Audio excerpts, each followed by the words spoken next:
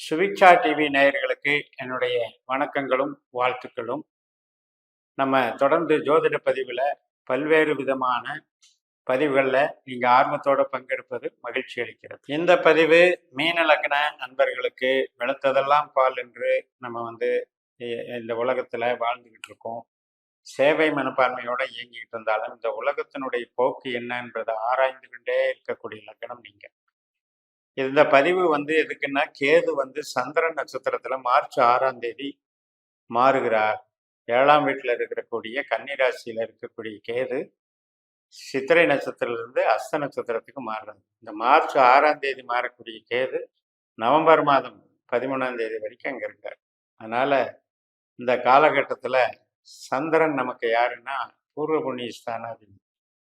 குழந்தைகள், கலைகள், மகிழ்ச்சி, இயற்கை, அனைத்து விஷயத்தையும் நல்லதையும் இறையருளையும் கொடுக்கக்கூடிய ஒரு ஸ்தானாதிபதி.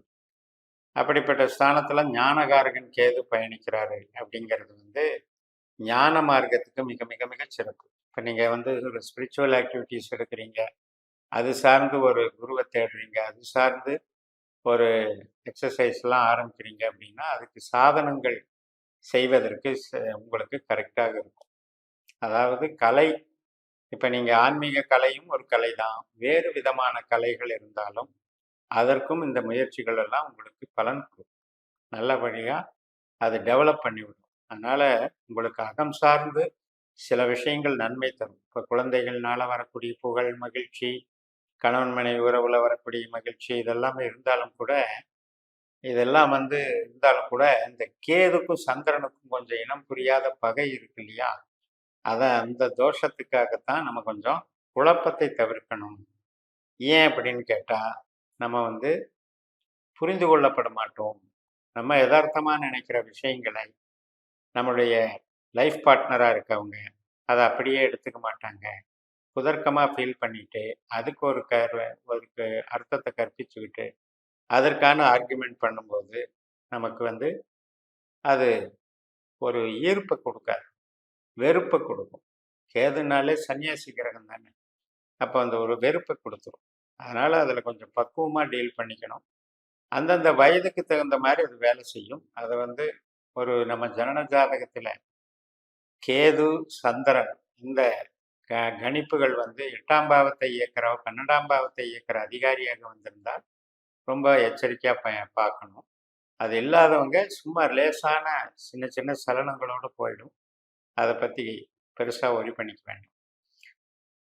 இப்போ கையிருப்பு பணம் அப்படியே கொஞ்சம் கொஞ்சமாக டெவலப் ஆகும். ஆனால் ஃபாஸ்ட்டாக டெவலப் ஆகலையேன்னு வருத்தம் இருக்கும். அதை அப்படியே மேனேஜ் பண்ணி தான் உழைப்பு ரீதியாக கொண்டு போகணும். இடமாற்றத்துக்கு முயற்சி பண்ணிங்கன்னா கரெக்டாக இருக்கும். நல்ல மாற்றமாக அது அமையும். வீடு விற்கிறது, ஒரு ஊர் விட்டு ஊர் போகிறது, ஒரு ஃபீல்டை விட்டு இன்னொரு ஃபீல்டை மாறுறது, ப்ராஜெக்ட் மாறுறது, இது எல்லாத்துக்குமே நல்லாயிருக்கும். டாக்குமெண்ட் சம்மந்தப்பட்ட விஷயத்துக்கும் நன்மைகள் செய்யும். விசா ப்ரொசீஜர்ஸ் இதுக்கெல்லாம் நன்மைகள் செய்யும். இப்போ நம்ம வீடு கட்டிக்கிட்டு இருக்கோம் ஏற்கனவே அப்படின்னா அதில் சின்ன சின்ன முட்டுக்கட்டைகள் நடந்துக்கிட்டு இருக்கும். இந்த வேலையாட்கள் பிரச்சனை அல்லது ஏதோ ஒரு காரணத்தினால டிலே ஆகிட்டு இருக்கிறது, ப்ராக்ரஸ் டிலே, அதில் கொஞ்சம் கவனம் எடுத்துக்கணும். இப்போ நம்மளுடைய ஜனன ஜாதகத்தில் அந்த 4ஆம் இடம் சந்திரன் கேதுவாக அமர்ந்து பலமாக இருந்தால் பெருசாக பாதிக்காது. அதே 4ஆம் இடத்துக்கு பாதிக்கிற இடத்துல நம்ம ஜனன ஜாதகத்தில் கேதுவோ சந்திரனோ இருக்காருன்னா இந்த காலகட்டத்தில் இந்த நவம்பர் 13 வரைக்கும் கொஞ்சம் வேலைகள் தள்ளி போகிறதுக்கு காரணமாயிடும். குழந்தைகள் நலம் சிறப்பாக இருக்கும். குழந்தைகள் புகழ் பெறுவார்கள். குழந்தைகளுடைய சுபகாரியங்கள் நன்றாக நடக்கும். வீட்டில் மகிழ்ச்சிகரமான விஷயங்கள்லாம் நல்லா நடக்கும். திருமணம் சார்ந்த விஷயங்களும் நல்லா நடக்கும். அது உறுதி பண்ணுறது, வரன் பார்க்குறது, இதெல்லாம் சிறப்பாக நம்ம கொண்டு போகலாம். வேலைக்கும் நல்லா இருக்குது, ஒன்றும் பிரச்சனை இல்லை. கணவன் மனைவி உறவில் இந்த சின்ன சின்ன சலனத்தை மட்டும் பார்த்துக்கிட்டா போதும். மற்றபடி பூர்வீகம் சார்ந்த, தந்தை வர்க்கம் சார்ந்த வளர்ச்சிகள் நன்றாக இருக்கும். ஆராய்ச்சி கல்வி, உயர்கல்வி, இதுக்கெல்லாம் வளர்ச்சிகள் நன்றாக இருக்கும். வெளிநாடு கல்வியில் போய் படிக்கிறது, இதுக்கெல்லாமே சாதகமாக இருக்கும். அதுபோக ஆன்மீகம் சார்ந்த பயணத்திலையும் நன்மைகள் நடக்கும். அதே நம்ம சொந்த உற்பத்தி தொழில் செய்கிறோம் அப்படின்னா அதில் பார்ட்னர்ஷிப் இருந்தது அப்படின்னா கொஞ்சம் கொஞ்சம் சின்ன சின்ன வாக்குவாதங்கள் ஏற்படும். அதில் சில முட்டுக்கட்டைகள் ஏற்படும். ஆனாலும் கூட ஸ்தம்பிச்சு போகாது, இன்னும் போகாது. பெருசாக வளரத்துக்கு ஏதாவது ஒரு இடைஞ்சல்கள், சின்ன சின்ன இடைஞ்சல் வந்துகிட்டே இருக்கும். இந்த காலகட்டத்தில் தொழிலை வந்து தேவைக்கு தகுந்த மாதிரி யூஸ் பண்ண பழகிக்கோங்க. தேவைக்கு தகுந்த உற்பத்தியை பண்ணுங்க. அப்போ தான் அது பிரச்சனை இல்லாமல் இருக்கும். மீன லக்ன நண்பர்களுக்கு மூத்த சகோதர சகோதரி வழி, நண்பர்கள் வழி, இவங்க வழியில் வரக்கூடிய ஆதாயங்கள் நன்றாக இருக்கும். அவங்களுக்கும் நன்மைகள் நடக்கும். அப்போ இந்த வகையில் உங்களுக்கு சந்தோஷம் நல்லா இருக்கும். மகிழ்ச்சிகள், அவங்களுக்கும் சுப நிகழ்வுகள், உங்கள் சார்ந்த ஒரு சுப நிகழ்வில் அவங்க பங்கெடுக்கிறது, இதெல்லாம் பரஸ்பர உறவுகள் வந்து மேன்மை கொடுக்கும், நல்லாயிருக்கும். இப்போ மூலதனம்னு எடுத்துக்கிட்டிங்கன்னா அவாய்டு பண்ணிக்கணும். இந்த மார்ச் 6லேருந்து நவம்பர் 13 வரைக்கும் மூலதனத்துக்கு இதுக்கு எது சப்போர்ட் பண்ணுறதில்ல. அப்படின்னா என்ன ஆகும்னா, யாராவது ஒன்று எதையாவது ஒன்று சொல்லி நம்பி பணம் போடுங்க அப்படின்னு சொல்லி மாட்டி நம்ம போட்டோம் அப்படின்னா லாக் ஆயிரும். அது வந்து திரும்ப வராமல் போயிடும், நஷ்டமாயிரும். அப்படிங்கிறதுனால மூலதனம் இன்வெஸ்ட்மெண்ட் புதுசாக எந்த ஒரு இன்வெஸ்ட்மெண்ட்டுக்கும் போகக்கூடாது. இப்போ வந்து நம்ம வேலை பார்க்குறோம் அப்படின்னா அதில் பிரச்சனை கிடையாது. நம்ம சம்பளம் வாங்க போகிறோம், வேலை பார்க்குறோம், அதில் ஒன்றும் பிரச்சனை கிடையாது. உங்களுடைய பதவி உயர்வுகளில் சின்ன சின்ன தடைகள் கொடுத்துட்ருப்பாங்க. இந்த வருதுன்னு சொல்லிட்டு இருப்பாங்க. அந்த உயர்வுகள் கொடுக்கறதுல போட்டி பொறாமைகள்னால ஃபைல் நகர்றதே டிஸ்டர்ப் ஆகிட்டே இருக்கும். அதுக்கெல்லாம் ஒரு முடிவுகள் வந்து நம்ம பார்க்கணும். மே 1ஆம் தேதிக்கு மேலே சில நல்ல மாற்றங்கள் ஏற்படும். எது எப்படி இருந்தாலும் நம்முடைய ஜனன ஜாதகத்தில் 12 பாவ அதிகாரிகளை கண்டுபிடிக்கிற நட்சத்திர சூத்திர முறையில் உபநட்சத்திரங்கள் என்று சொல்லக்கூடிய 12 பாவ அதிகாரிகளை நீங்கள் கண்டுபிடிக்கணும்.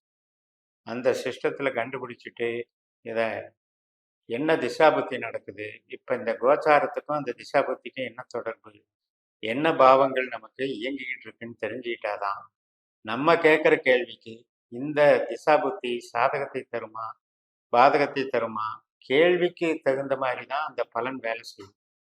உதாரணத்துக்கு வீடு விற்கிறதுக்கு ஒருத்தருக்கு டைம் நல்லா இருக்கும், ஆனால் அவங்களால வாங்க முடியாது.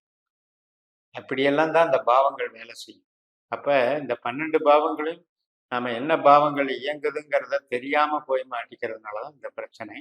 அதை ஒரு தடவை நம்ம ஜாதகத்தை இந்த மாதிரி அனலைஸ் பண்ணி ஆய்வு பண்ணி இந்த உபநட்சத்திரங்களை தெரிஞ்சு வச்சுக்கிட்டு பயன்படுத்தும் போது உங்களுக்கு வந்து உங்கள் கேள்விகளுக்கு உண்டான பதில்கள் வந்து கரெக்டாக கிடைக்கும்.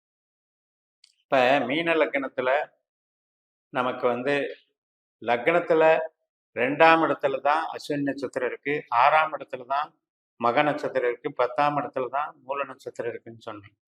அப்படின்னா என்ன அர்த்தம், இந்த கேது சார்ந்த தொழில்களை நீங்கள் இயக்கிக்கிட்டு இருக்கிறது, கெமிக்கல் இண்டஸ்ட்ரீஸு, வேஸ்ட் வியாபாரம், ரீசைக்கிளிங் ப்ராசஸ்ஸு, மெடிசின் சம்மந்தப்பட்டது, இந்த இதெல்லாம் வந்து உங்களுக்கு இயற்கையாகவே வரும்.